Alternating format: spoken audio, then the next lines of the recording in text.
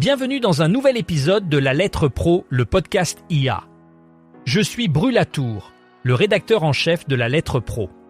Aujourd'hui, nous allons explorer les dernières nouvelles de l'industrie de la radio et du podcast. Les ventes de récepteurs DAB et DAB+, ont récemment franchi le cap impressionnant de 166 millions d'unités à travers le monde. Cette avancée souligne l'adoption croissante de cette technologie numérique qui permet une meilleure qualité sonore et une plus grande variété de chaînes. Le DAB, ou Digital Audio Broadcasting, et sa version améliorée DAB+, offre de nombreux avantages par rapport à la radio analogique traditionnelle, notamment une meilleure résistance aux interférences et une utilisation plus efficace du spectre radio. En Europe, le DAB+ est de plus en plus adopté, avec plusieurs pays ayant déjà éteint leur réseau FM traditionnel. Cette tendance mondiale montre que les auditeurs sont prêts à investir dans des technologies qui enrichissent leur expérience d'écoute. Cogeco Média continue de dominer le marché radiophonique à Montréal, revendiquant actuellement 64,4% des parts commerciales de la région. Cette position dominante reflète la force de leur station et leur capacité à capter l'attention d'un large public.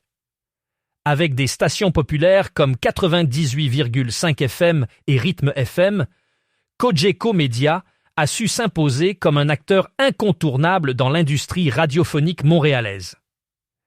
Cette performance remarquable est attribuée à une programmation diversifiée et à une stratégie de contenu qui répond aux attentes des auditeurs. En outre, leur capacité à innover et à s'adapter aux nouvelles tendances du marché a renforcé leur position de leader. Dans un paysage médiatique en constante évolution, Cogeco Média démontre qu'une compréhension approfondie des besoins des auditeurs, couplée à une exécution efficace, est essentielle pour maintenir une position dominante. Le 212e numéro de la Lettre Pro l'Hebdo est désormais disponible, apportant un éclairage unique sur l'évolution du secteur audio. Ce numéro met en lumière deux perspectives captivantes, celle de Roberto Ciurleo, qui fait son retour à la radio avec Radio Fuego, une marque innovante dédiée à la social music. Il explique la genèse de ce projet et ses ambitions pour l'avenir du média, tout en soulignant l'importance de préserver l'héritage radiophonique tout en adoptant de nouvelles technologies numériques. Parallèlement, Valérie Geller, une autorité mondiale en coaching radio, partage sa vision de l'avenir de l'audio, du podcast et de l'intelligence artificielle. Elle insiste sur l'importance de ne jamais être ennuyeux, de raconter des histoires authentiques et de créer des connexions humaines. Ce numéro inclut également des rubriques régulières, telles que la playlist de la rédaction, les chiffres clés de la semaine et une sélection d'études audio. France Info renforce son offre estivale du 6 juillet au 30 août avec une programmation enrichie et diversifiée. La station proposera plusieurs rendez-vous inédits axés sur la politique, les faits divers, les sciences, la musique, les tendances de société et les parcours marquants de l'actualité.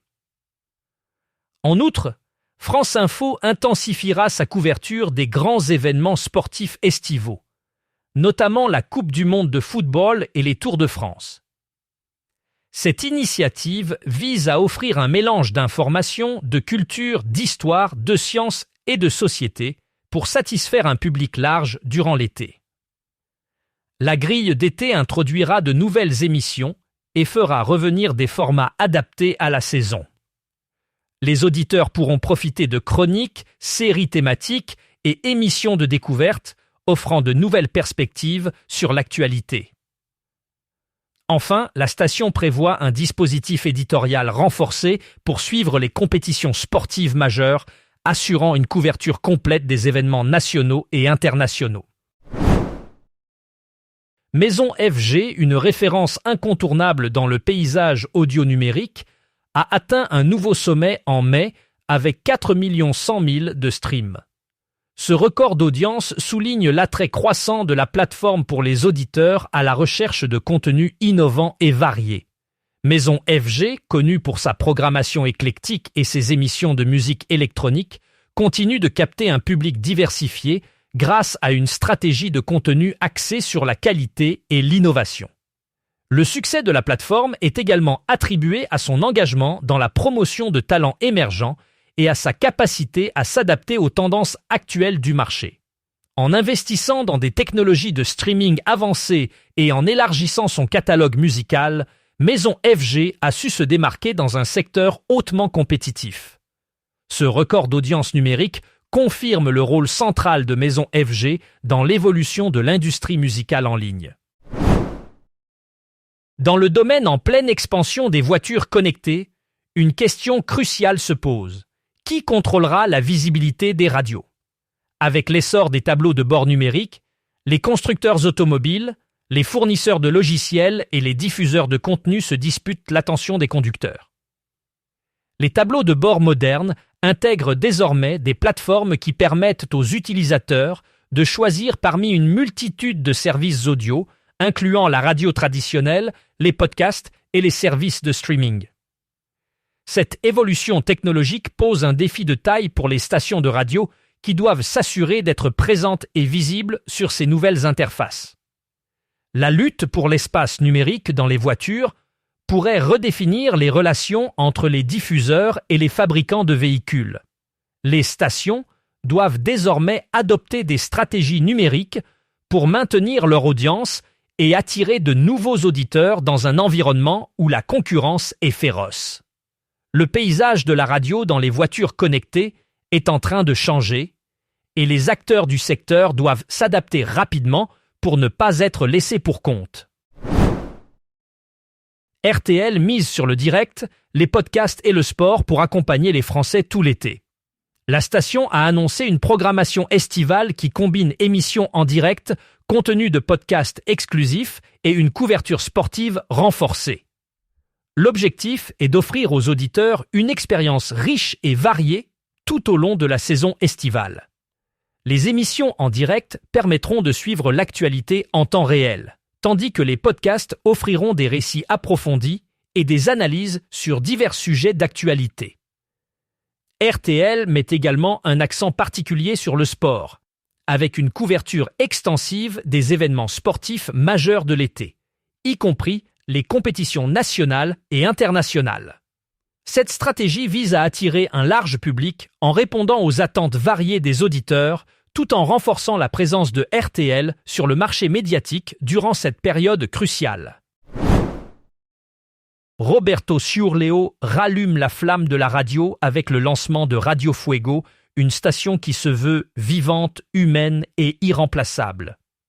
Prévue pour être lancée officiellement le 17 juin, Radio Fuego incarne la vision de Ciurleo qui souhaite réinventer le média radio en misant sur l'authenticité et l'interaction humaine. Ce projet ambitieux s'inscrit dans une volonté de renouer avec l'essence même de la radio, tout en intégrant les nouvelles technologies pour enrichir l'expérience d'écoute. Radio Fuego promet une programmation dynamique, axée sur la social music, un concept qui encourage la participation active des auditeurs et l'échange autour de la musique. Ciurleo, fort de son expérience dans l'industrie radiophonique, croit fermement que la radio reste un média puissant et pertinent, capable de créer des liens uniques avec son public. Ce retour aux sources, marié à une approche moderne, pourrait bien raviver l'intérêt pour la radio traditionnelle à l'ère numérique. Aux États-Unis, le livre audio continue de s'intégrer dans les habitudes d'écoute des Américains. Selon l'édition 2026 d'Infinite Dial, 58% des adultes américains, soit environ 157 millions de personnes, ont déjà écouté un livre audio. Cette popularité est due aux nombreux avantages qu'offre ce format. Une étude de l'Audio Publishers Association et Edison Research révèle que les auditeurs apprécient particulièrement la possibilité d'effectuer plusieurs tâches en même temps, avec 86% des répondants le citant comme un avantage majeur. L'écoute en mobilité est également un atout, mentionné par 84% des auditeurs, tandis que 70% voient le livre audio comme une alternative au temps passé devant les écrans. Ces données soulignent l'importance croissante du livre audio dans l'écosystème de l'audio numérique, où la mobilité et le multitâche sont des facteurs clés de sa popularité. C'est tout pour aujourd'hui. Merci d'avoir écouté La Lettre Pro, le podcast IA. Pour plus de détails sur ces sujets, rendez-vous sur notre site lalettre.pro.